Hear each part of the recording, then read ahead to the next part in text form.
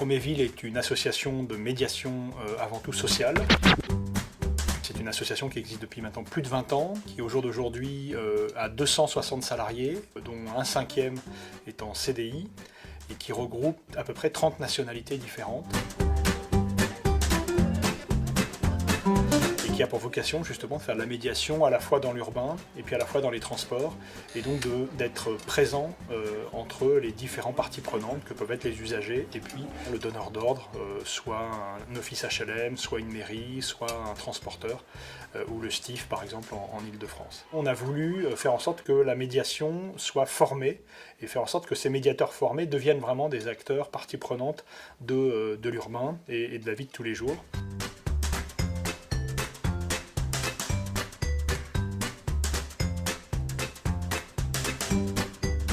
Je suis responsable de Forméville, le centre de formation de Proméville. Concrètement, Forméville est un centre de formation qui a vu le jour en décembre 2015, avec pour but de formaliser toute la professionnalisation des médiateurs mise en place depuis 2009.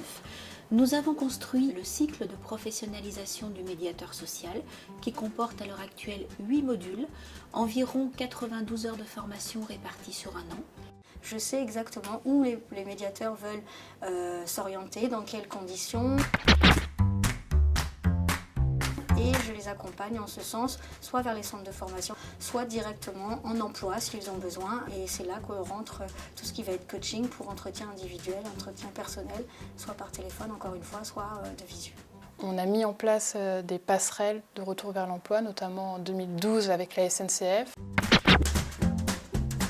Et nous travaillons actuellement à mettre en place d'autres types de passerelles avec de grands groupes tels que la Poste, les hôpitaux, voire les collectivités. D'ici la fin de ce mois, j'aurai passé un an déjà à Proméville. Et chaque jour, on apprend. Chaque jour, on a des acquis. Et cela ne fait que renforcer déjà tout ce qu'on a pu recevoir en termes de formation, en termes de comportement, attitude et beaucoup plus. Cette grande famille que nous avons autour de nous, nous tissons des liens qui permettent de renforcer non seulement la cohésion, mais aussi notre image auprès des usagers. Je suis responsable de production. Ça consiste à travailler avec les chefs d'unité opérationnelle, donc de pouvoir bien gérer le pôle production, transport, et en même temps être en parallèle avec les délégués sûreté SNCF qui gèrent le contrat de médiation. On fait appel à un prestataire, mais un prestataire qui est spécialisé et dont c'est le métier. Sur certaines lignes, il y a un besoin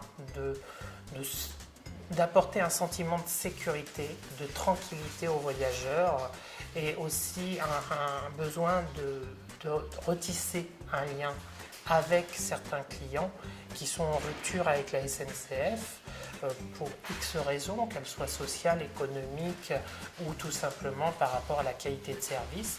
Donc j'ai envie de dire oui, la médiation pour moi est nécessaire sur les lignes de Transilien.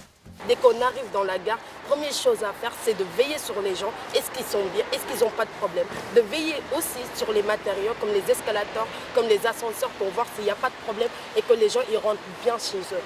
Nous, on est là pour les accompagner. On les aide à acheter un ticket. Et c'est un travail que j'aime. On est comme ça avec les gens. C'est pour ça la mission qui m'intéresse le plus, que je tiens à cœur, c'est l'humanisation. Évry, c'est une ville administrative. Il y a l'OFI, il y a la préfecture, donc il y a aussi des gens qui demandent l'asile et souvent on les aide en parlant français, des fois il faut les parler en anglais. Voilà, donc chaque approche est différente. Ça aide à aussi connaître l'humain aussi. C'est ça qui m'a apporté le plus en fait. Pour avoir emprunté une autre ligne que celle-ci et sur laquelle il y avait un grand nombre d'incivilités et de problèmes qui occasionnaient des retards du fait de ces incivilités, ça m'a obligé de déménager, tout simplement. Et j'ai rencontré cette ligne, bon, je suis parti sur Crépy-en-Valois et j'ai utilisé la ligne K. Et j'ai découvert pour la première fois ce système de médiation avec les personnes qu'on connaît bien maintenant. À comparer sur ces deux lignes, il y a une différence qui est énorme. Et je pense et je reste certain et convaincu que ce système de médiation est efficace. Pourquoi la médiation à Courbevoie? La question est là. Aujourd'hui, à Courbevoie, notre problématique, c'est le tapage jonction. C'est des regroupements de jeunes qui peuvent poser problème.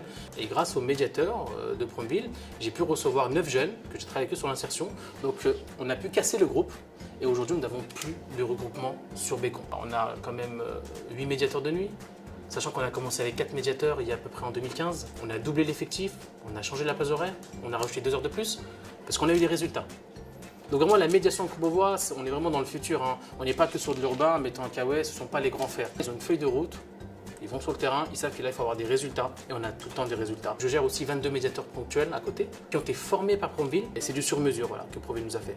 Voilà, on est venu avec un problème, ils sont venus avec une solution, et c'est une co-construction, et ça marche très bien. Clairement, tout ça a un coût, et on a voulu montrer que justement ce coût n'était pas un coût qui incombait à la société civile, mais qui offrait justement la possibilité d'avoir un retour sur investissement. Et aujourd'hui, on a prouvé par une étude qu'on a fait faire par un cabinet indépendant qui s'appelle Goodwill Management, que sur 1 euro investi dans la médiation dans le cadre de la société civile, on pouvait avoir un retour de 13 euros directement ou indirectement, concernant l'employabilité des gens, la remise en travail, la capacité de développer tout un écosystème autour de ça, de faire vivre des fournisseurs de Proméville, et donc d'avoir un réel impact économique, bien sûr, au-delà de l'impact social que la médiation pouvait donner. Voilà ce que la médiation sociale rapporte en termes financiers.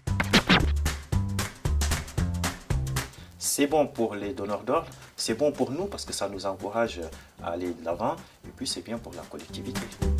Les besoins d'il y a 15 ans ne sont plus les mêmes qu'il y a maintenant.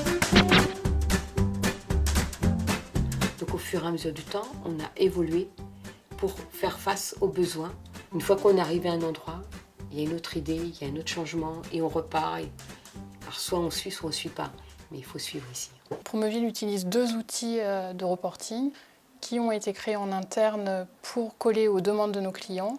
On a Wikilien dans l'urbain et iForge dans les transports. Ces 2 outils ont vocation à converger. L'objectif est qu'ils soient des véritables aides à la décision avec une remontée d'informations en temps réel afin que nos commanditaires puissent réajuster leur dispositif immédiatement et que les informations soient remontées le plus rapidement possible aux services techniques, aux décisionnaires politiques et aux opérationnels.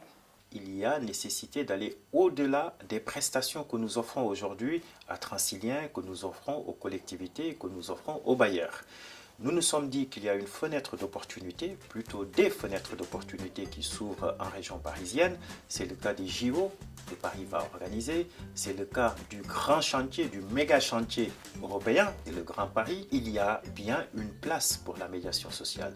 Il faut vraiment aller vers une médiation 2.0, une médiation hybride qui va avoir la particularité de mobiliser les richesses et l'expertise acquises dans le milieu du transport et les richesses et l'expertise acquises en milieu urbain. C'est cela l'ingénierie au fond, c'est d'être en capacité de proposer dans un chantier, dans une dynamique, une place pour la médiation sociale.